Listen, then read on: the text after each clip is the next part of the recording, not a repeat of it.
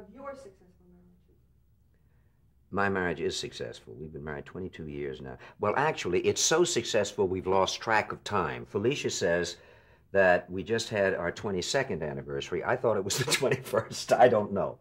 But it has been the most important part of my life, not just professionally, and that has to be an important part.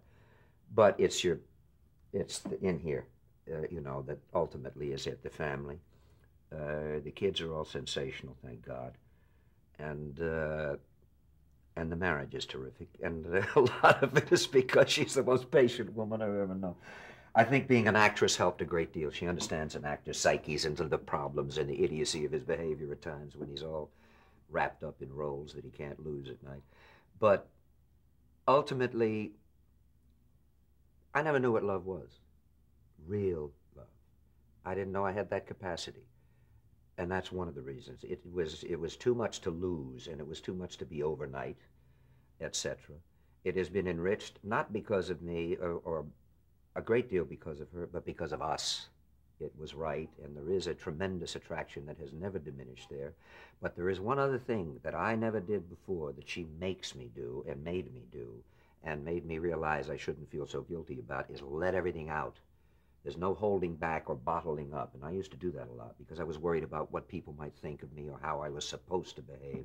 We fight like you don't believe. And it's one of the reasons it's a terrific marriage, because there's nothing holding it down. And when we have a fight, we don't then spend the next 2 weeks thinking, my God, the marriage has gone to hell. It's good for a marriage. It's more honest, and so forth. The prime example was my present on our 10th wedding anniversary. And for 11 years, she had kept a door. Before we were married, we had a knockdown, drag-out fight about something, and I made my exit very proudly and grandly too soon. And she closed the door to her house where she was living at that time. And it was a double plywood door.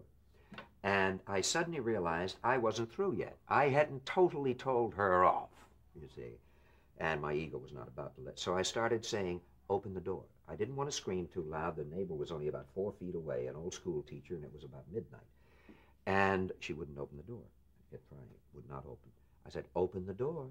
Open. I must have said it 12 times, trying not to holler. Open the door, dear. If you don't open the door, I'm going to knock it down. I will knock the door down. Then I hear the shower vaguely go on. Now I'm really mad. I said, all right, I'm going to count 3. I'm going to knock the door down. Open the door. Pow! I hit it with my fist and went right through both plywood panels, and now my hand is stuck with all of the wood pointing that way.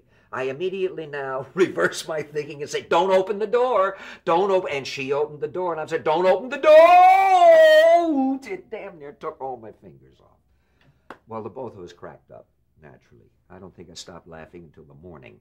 At any rate, she never told me. She kept the door. She took it off the hinges, replaced the door, and she kept it.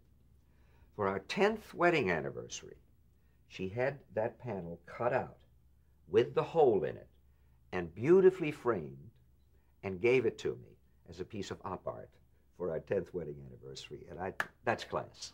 I loved it.